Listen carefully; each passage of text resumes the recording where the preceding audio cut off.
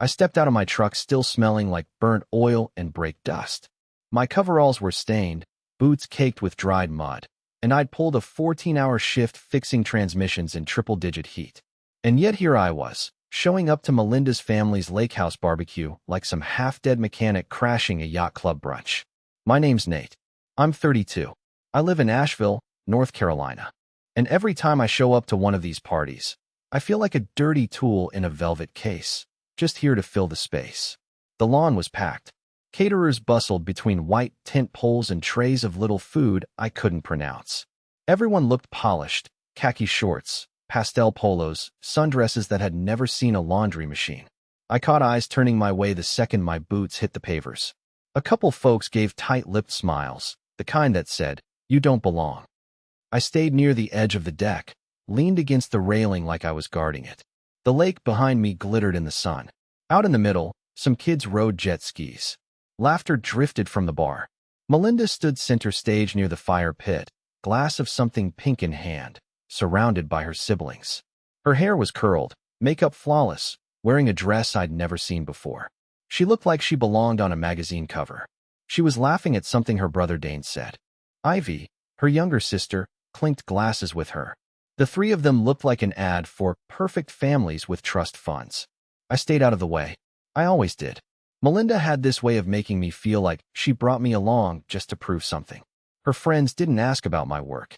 Her cousins never used my name. I was the blue-collar husband who stood still and smiled while she played house in front of the rich relatives.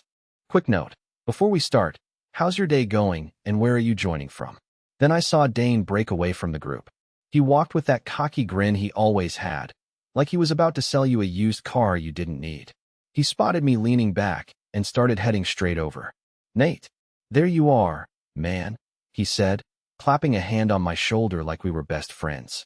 "Come on, we're doing a thing. You're up next." "What thing?" I asked, already backing up half a step. He didn't answer. Just that look again, the one he always wore before dragging me into something. The same look he had right before everything went to hell. I narrowed my eyes. "Dane, no. I just got off a double, man. I'm in work boots and smell like grease." "I'm not." He ignored me completely. His hand clamped around my forearm like a vice. "You'll be fine.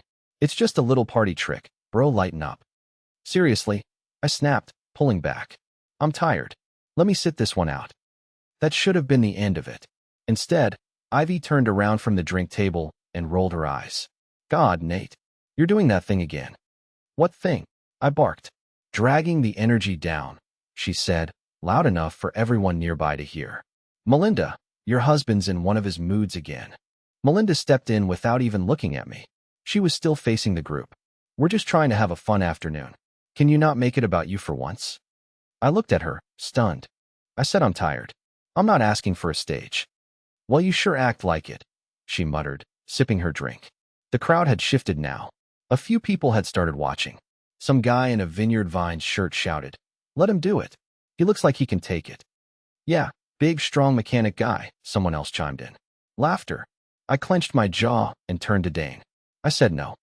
He smirked, and before I could react, he yanked my arm again, this time with both hands, and spun me around like I was some damn carnival prop. My boots slipped on the smooth patio. The drinks in people's hands sloshed as they stepped back. Dane's grip didn't let up. He twirled me fast, way faster than my balance could handle, especially with the steel toes dragging me sideways. "Whoa," I shouted. The concrete blurred. Then came the hot tub steps. Marble. Slippery. Too close. My right foot twisted out from under me.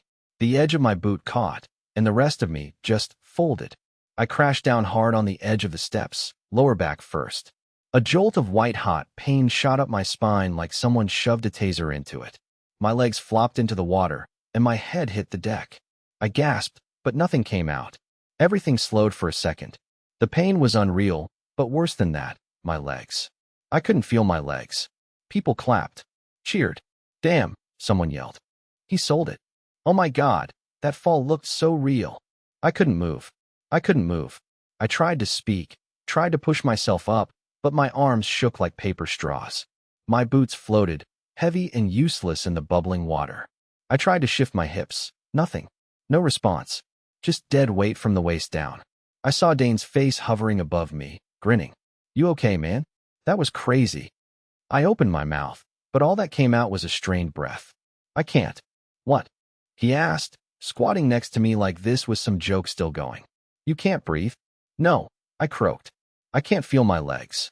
He froze. Just for a second. Then he laughed, like I was screwing with him. All right, nice one. Playing dead, huh? Classic. More laughter. I could hear Ivy's voice now. Nate, seriously, stop it. You're being ridiculous. Melinda's heels clicked across the patio. She leaned down with a tight, annoyed smile. Get up. You've made your point. I'm not making a point, I said, voice barely a whisper now. I can't move. You always do this, she snapped. Always need a dramatic exit. My hands trembled against the hot concrete.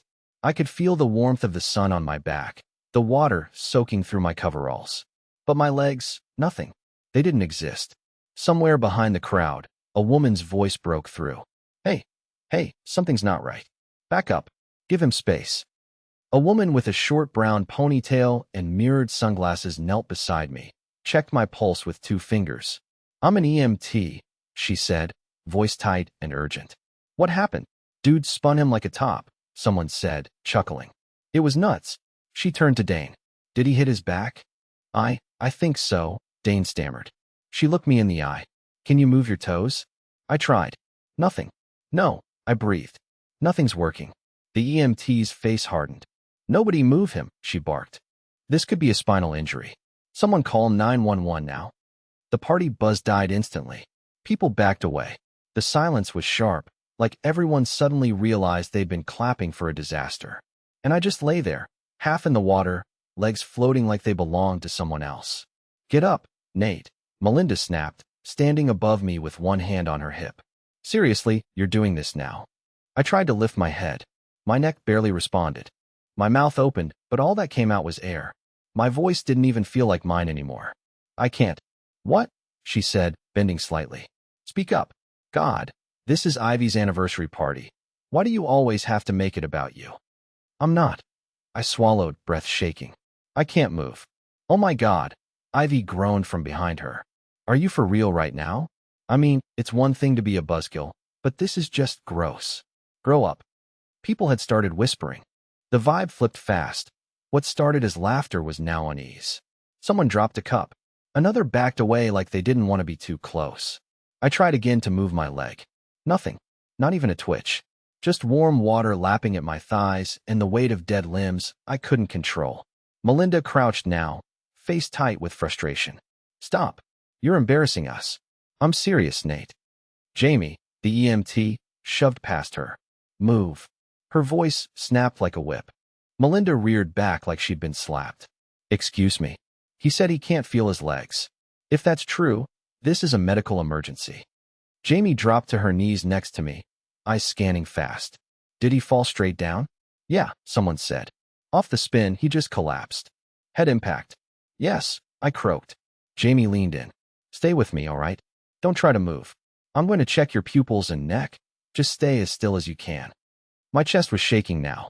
Not from pain, fear. Cold, full-body fear. Like my body was slipping out from under me, and there was nothing I could do to stop it. She held a finger up. Follow my finger with your eyes. Good. Do you have tingling anywhere? Arms. Fingers? Hands feel fuzzy, I said. Jamie looked over her shoulder. Call 911. Now. Tell them suspected spinal trauma, partial paralysis. A guy with a man bun nodded and sprinted off toward the house. Jamie turned back to the group. Nobody touches him. Don't move him. If his spine's unstable, one wrong shift could paralyze him permanently. Everything went dead quiet. The word paralyze hit the crowd like a brick to the face. No more chuckles. No more clapping. Just the sound of the lake behind us and the steady whirl of the hot tub jets. Ivy finally spoke, but her voice had dropped. You really think it's that serious? Yes, Jamie said flat. This isn't a joke. He has classic signs of spinal trauma. If you'd kept pushing him to get up, you could have done permanent damage. Melinda's face twisted. He didn't say it was that serious. He just laid there like he was trying to make a scene. He did say something, Jamie snapped. You didn't listen. A few heads turned toward her. Not toward me, toward Melinda. I couldn't even enjoy it. My chest felt like it was in a vice. Sweat rolled into my eyes, and my mouth tasted like metal. Jamie was talking into a phone now. Yes, we have a male, 30s, fell backwards on marble stairs, now presenting with lower body paralysis. Alert but in pain, some upper body numbness. Yes, possible spinal compression. No movement attempted yet. We're keeping him still. Melinda stood off to the side now, arms crossed. She wasn't looking at me anymore. She was staring into the distance, jaw locked, like if she just waited long enough, it'd all go away. Jamie clicked off the call. EMS is on the way. Less than 10 minutes. Stay with me, Nate. Trying, I whispered. She reached down and gripped my hand. You're doing good. You're not alone, okay? For the first time all day, someone actually looked me in the eye without trying to dismiss me or twist it into a joke. That's when the silence started to stretch. Everyone was just standing there now, not knowing what to do. No more drinks being poured. No more selfies by the lake. Just a grown man laid out half in a hot tub, soaked, shaking, and too broken to stand. And the only person keeping it together was a stranger who didn't even know my last name. Blue and red lights bounced off the lake water as the first cruiser pulled into the driveway. Seconds later, the paramedics rolled in behind it, sirens still going. Jamie waved her arm from the deck. Up here, patients immobilized, suspected spinal trauma. Bring the board. Boots hit the patio fast. I heard metal clinking, radios buzzing. 2 EMTs dropped to their knees beside me. One started cutting open the leg seam of my coveralls. Male, 32, fell backward on marble steps, hit lower back, Jamie said. Complete loss of sensation from the waist down, some upper body numbness. He's alert, stable vitals. No movement attempted. They nodded, already working. One of them braced my neck while the other started sliding a collar under my chin. Then another voice cut through, low, calm, and all business. Who saw what happened? A tall officer in a short-sleeved uniform stood just behind the EMTs. He had a notebook in one hand and the kind of dead serious tone that said he'd been through this before. I'm Officer Henson, he said to the group. Everyone here, stay put. We're treating this as a possible injury scene. I'll need statements. Jamie didn't even look up. He needs to speak to the victim first. He's conscious. Henson stepped closer to me, crouched. Sir, I'm going to need you to tell me what happened, start to finish. I gritted my teeth as the EMTs slid the backboard underneath me. Dane threw me. Dane is... I nodded toward the edge of the crowd. Tall guy in the green polo. That's him. You're saying he physically threw you? I told him no, I said. Twice. He grabbed my arm and spun me anyway. I slipped and went straight down on the stairs. Officer Henson nodded slowly and wrote it all down. Jamie chimed in. Confirmed spinal trauma signs. He reported complete loss of function below the waist. This is not a bump or sprain. This is catastrophic if confirmed. Name? Henson asked her. Jamie K. Lambert. I'm a certified EMT with Buncombe County, off duty today. Got it, Henson said, underlining something. Then he stood and turned toward Dane. Sir, I need you to come over here. Dane tried to grin his way through it. Look, man, it was just roughhousing. A stupid party thing, you know? He's my brother-in-law. We were messing around. Did he tell you not to engage physically? Dane scratched the back of his neck. I mean, I thought he was joking. Henson didn't flinch. Did he say the word no? Dane looked around like he was waiting for someone to jump in. No one did. Yeah, I guess. But come on, man. I didn't mean to hurt him. That doesn't change the outcome, Henson said flatly. You initiated contact. He's injured. EMS is treating this as potential spinal damage. That puts us in the territory of assault with bodily harm. Melinda stormed over. This is ridiculous. Are we really criminalizing a family accident? They were playing around. People fall all the time.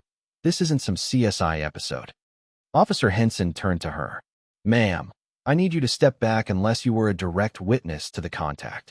I'm his wife, she snapped. And I'm telling you to step back, he repeated. Interfering with a police report is not going to help anyone. She opened her mouth like she was about to keep pushing, then noticed half the party had gone dead silent. People were inching away. Some were whispering. Henson looked at Jamie again. Did you witness the actual fall? No, I arrived moments after. But I heard the aftermath and was the first to assess. Based on his symptoms and position, this is serious. Appreciate the clarity, he said. Then, to the paramedics, You're good to transport when ready. They started strapping my arms down. Every buckle clicked like a drumbeat in my head. Dane was still standing there, arms half raised like he was waiting for someone to defend him. No one said a word. Not Ivy. Not Melinda. Not even the guy in the boat shoes who'd cheered earlier. Henson turned one last time. If anyone else has video or first-hand knowledge of the incident, I expect cooperation. This is no longer a party. It's a crime scene now. They lifted me onto the stretcher. My back screamed. My fingers twitched. I didn't cry. Not because I wasn't scared, because I was past that. Whatever this was, it wasn't just a stupid accident anymore. It was real, and it was finally being taken seriously. The stretcher rattled as they rolled me through the ER doors, fluorescent lights flashing overhead. I couldn't feel the blanket they draped over my legs. Couldn't feel the gurney beneath me either. My whole lower half might as well have been air. They wheeled me straight to imaging. No waiting room. No clipboard. Just a cold room with an MRI machine the size of a delivery truck and a nurse telling me not to move, like that was a choice I had left. The scan took forever. My head was strapped still while the machine clanged like a demolition site. Every sound drilled through my skull, each bang louder than the last. When it was over, they moved me into a small, windowless room. I stared at the ceiling tiles, counting every damn crack in them, until the door opened and a woman in dark blue scrubs stepped in holding a tablet. "Mr. Callahan," she said. "I'm Dr. Roslin. I specialize in spinal trauma." Her voice was calm, but clipped. No sugar. No small talk. She pulled a stool up beside me and turned the screen so I could see it. A scan of my spine popped up, ghostly white and gray, cross-sectioned and glowing. "That right there," she said, pointing, "is a fresh compression fracture of your L2 vertebra. Pretty severe." I swallowed. "That's the one from today?" "Yes," she said. "But that's not all we found." She swiped across the screen. "More scans. More marks. There are 3 older fractures," she said. "One on your L5, one on your T12, and a smaller one near the sacrum. They've healed over time, but they're definitely traumatic in origin, and recent enough to raise red flags." I stared at the screen, breath caught in my throat. "None of these align with normal wear and tear or accidental injury patterns," she said. "These are blunt force impacts. Repeated. Deliberate. Mr. Callahan, this didn't just start today." I blinked hard. The trampoline slam. Dane shoving me off balance when I was already mid-air, hitting the edge with my tailbone. I told Melinda it didn't feel right. She said I was exaggerating. Falling down their front steps 2 winters ago after a friendly shove when I was carrying groceries. She'd said I tripped. That maybe I needed better shoes. And the lake, last summer. That one stuck the longest. Dane thought it'd be funny to hold me under during a game of chicken. Said it was just a few extra seconds. But I came up coughing blood. She called it horseplay. Said it was boys being boys. I clenched my jaw so hard it made my temples pulse. I started voice cracking. I thought maybe it was just bad luck. Or I slipped. Or, I don't know, overreacting. Dr. Roslin shook her head. "The damage says otherwise. These kinds of injuries don't just happen in casual settings. Not this often. Not in this pattern." I looked away from her. Everything around me started to feel wrong. Wrong air, wrong light, wrong damn life. "You're saying this was done to me?" I said. "I'm saying your spine tells a story," she replied. "And it doesn't sound like an accident." I let that sink in. It wasn't a fall. It was a history. And I'd walked around carrying proof the whole time. Proof no one wanted to hear. Especially her. Melinda. She never once pushed Dane to stop. Never once asked if I was okay after those incidents. And every time I said something, even hinted at it, she'd brush it off. Smile and say I was making drama. That her brother didn't mean anything by it. But now a specialist was looking at the damage and calling it what it was. A pattern. Covering for it wasn't love. It wasn't loyalty. It was betrayal. And it damn near cost me my legs. I was still staring at the MRI images on the back of my eyelids when the knock came. 2 short taps on the frame, then the door creaked open. "Mr. Callahan?" a voice said. Female. Steady. No nurse tone, no sympathy laced in. Just facts. I opened my eyes. A woman in slacks and a gray blazer stepped in, hair pulled back tight, not a single loose strand. She held a leather folder under one arm and a tablet in the other. "Detective Marla Keene," she said, flashing a badge without drama. "Mind if I sit?" I nodded. She didn't wait for more. Chair scraped across the tile as she pulled it up beside the bed. I'm handling the investigation related to your injury, she said. I'm here to get your formal statement and show you something you need to see. My hands tensed on the blanket. All right. She opened the tablet and hit play without another word. The screen lit up. It was someone's phone recording, vertical, shaky, too close at first. It panned across the lake house deck, catching bits of people laughing, holding drinks, and then settled on me. Right there. There I was, leaning against the railing in my work-stained clothes, just like I remembered. Dane walked into frame, already smiling. Then the audio kicked up. Come on, man, you're up next. Dane's voice rang out. I said I'm tired. That was me. Then it happened. Clear as day. He grabbed my arm, yanked it, spun me around with both hands like a show pony. More voices. Let him do it. Mechanic guy can take it. Big man scared of a little fun. Then Melinda's voice, crystal clear. Stop being a baby. You're ruining the vibe. I clenched my jaw so hard it clicked. Then the fall, caught from the side, but you could hear the crack. The slap of my back against marble. My body folding, half into the water. Someone laughed on camera. Holy crap, that was insane. Then silence. Detective Keene paused the video. You understand what this means? She asked. I nodded. It's all there. She tapped the screen. This video, paired with your MRI results and prior injury records, gives us strong grounds for aggravated assault. Just for Dane? I asked. Her eyes met mine. Not just Dane. I didn't say anything. I didn't need to. She flipped open her folder. According to your medical report, you have at least 3 previous spinal injuries, none of which were ever formally reported. But they line up with what the specialist called a deliberate pattern of blunt trauma. I stared out the window. He's been doing this crap for years. It always looked like a joke, but it didn't feel like one. Can you give me specific examples? She asked. I nodded slowly. 2 years ago, trampoline. He shoved me midair. I landed half off the pad. Couldn't walk right for a week. She scribbled something down. Last winter, I was carrying groceries. He nudged me at the top of their porch stairs. Said he was just messing around. I fell all the way down. Melinda said I was being clumsy. I paused. And last summer at the lake, he held me under. I panicked. Came up gasping. She told me I needed thicker skin. Detective Keene's pen stopped. Did your wife ever encourage him directly? No, I said. But she never stopped him. And when I complained, she'd say it wasn't a big deal. That's just how Dane jokes. Like I was ruining everything by not laughing along. The detective closed her folder.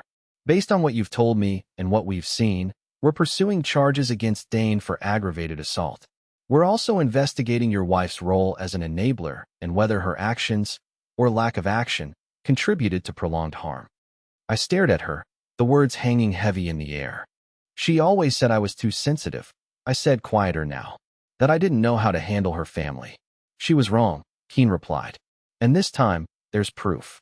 She stood, smoothing the creases in her blazer. We'll be in touch soon. For now, focus on recovery.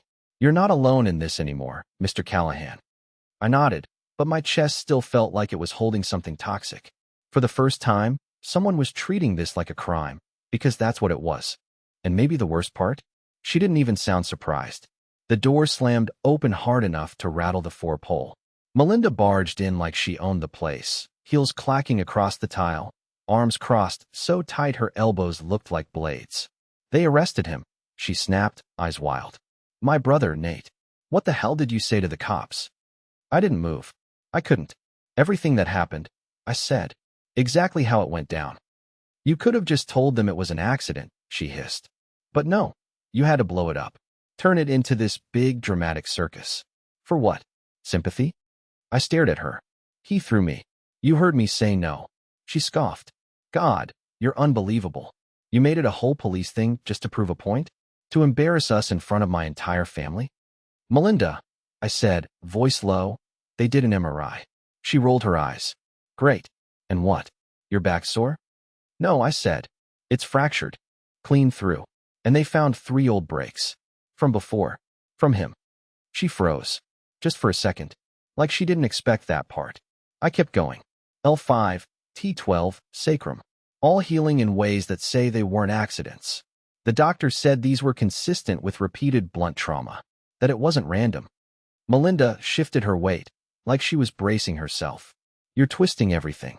You know how Dane is. He doesn't mean harm. That's just how our family jokes around. You've never understood that. Jokes, I said, pushing myself upright against the pillows. A joke is a prank. A laugh. Not putting someone in the ER with a broken spine. You're so sensitive, she snapped. This is exactly why no one ever wanted you around. You take everything personally, always playing the victim. No, I said, eyes locked on hers. I've just finally stopped letting it slide. She scoffed again, spun toward the door. Well, congrats. You got what you wanted. Dane's in a holding cell. My mother's furious. Ivy won't speak to me. You burned every bridge we have. I didn't burn anything, I said. He did. And you poured gasoline on it every time you told me to get over it. The door creaked again. Officer Henson stepped in, clipboard under one arm. Evening. Melinda straightened up fast, smoothing her hair. Oh, good. Maybe you can talk some sense into him. This whole thing is just... You're Melinda Callahan? Henson interrupted. Yes. I need to inform you, he said, voice steady, that you're now officially under investigation for spousal neglect. Based on your husband's testimony, medical history, and third-party witness reports, there's reason to believe you ignored, minimized, or contributed to prolonged harm. Her jaw dropped. What? That's insane. Henson didn't blink. It's not a charge yet, but the DA's office will be reviewing your involvement closely. I suggest you cooperate moving forward. She turned to me, eyes narrowing. You told them that? You're really doing this to me? I didn't look away. You did it to yourself. For the first time since she walked in, Melinda didn't have a comeback. She stood there, breathing hard, mouth open like the words were stuck. The smug confidence, gone. Then she turned and stormed out without another word. Henson watched her leave, then looked at me. She won't be your problem much longer. I didn't say anything. But for the first time in years, I actually believed it. Right after she left, my phone started blowing up. Voicemails, texts, DMs from numbers I didn't even have saved. All from her side of the family. Can't believe you do this to your own wife. You embarrassed all of us. You've always been the outsider. Now look what you've done.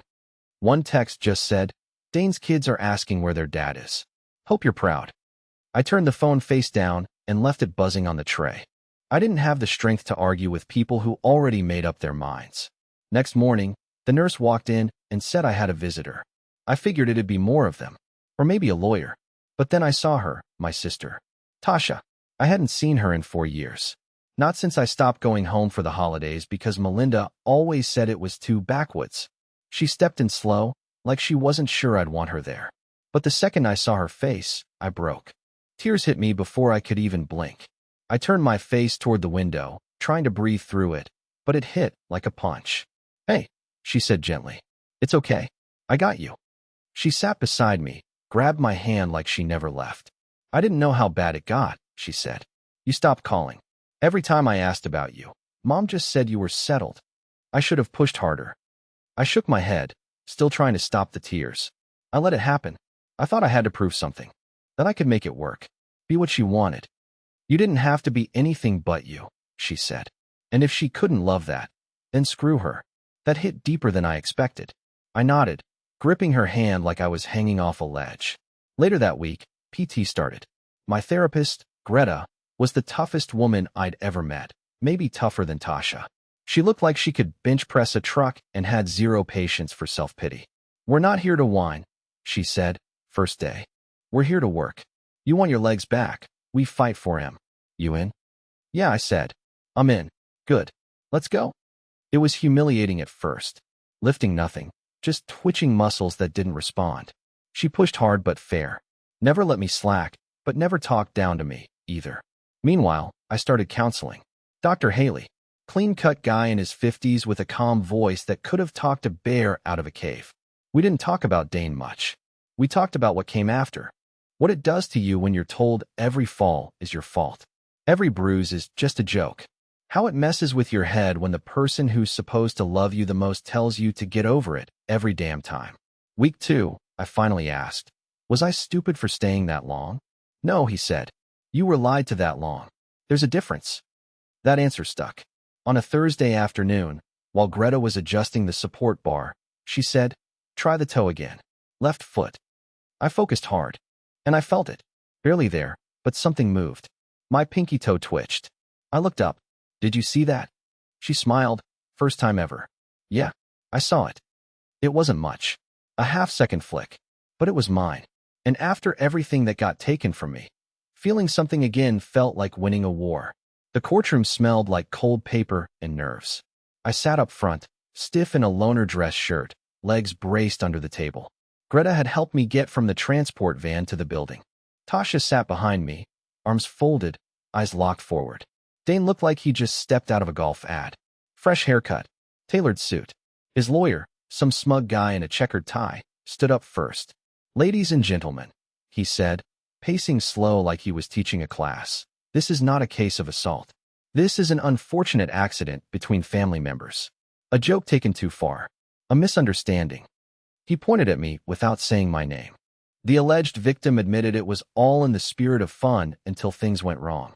His injury, while serious, doesn't mean this was criminal. It means things went sideways. That's life. I gripped the armrest, jaw locked. Then the prosecutor stood.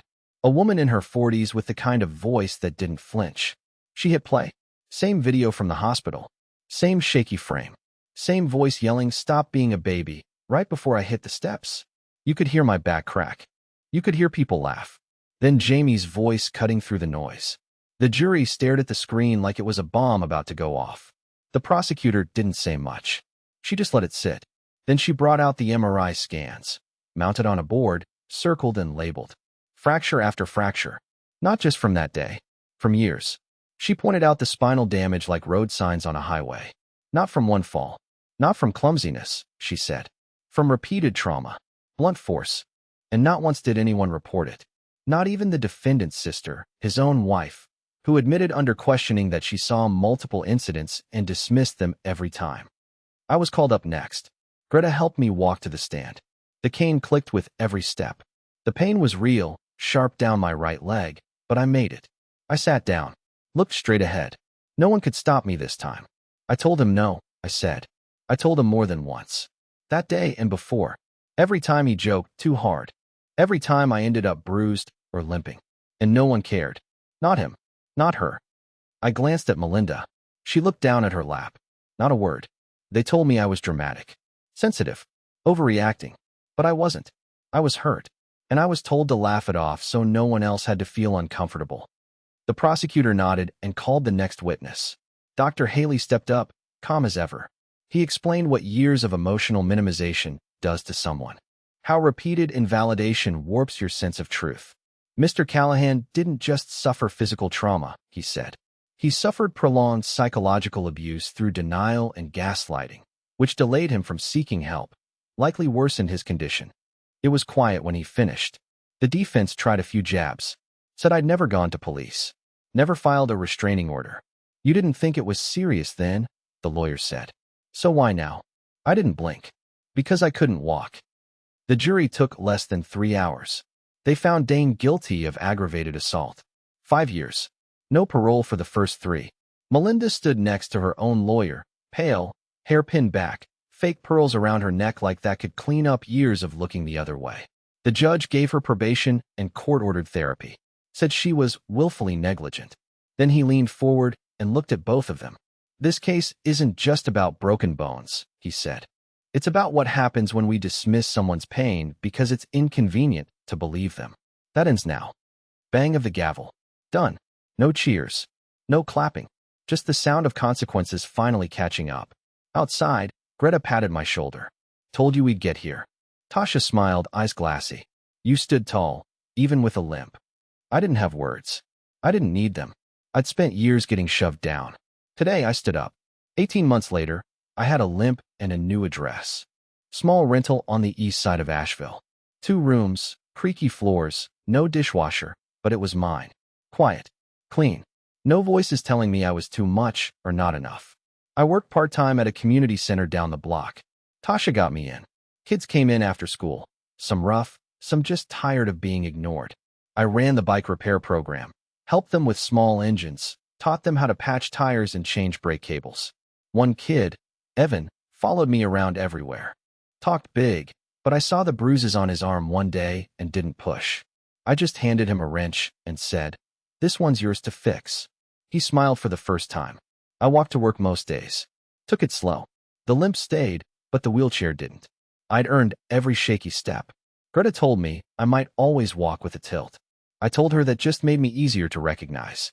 The framed MRI sat on a shelf by the door. Black and white images of a spine that used to scream every time I got out of bed. People asked if it was art.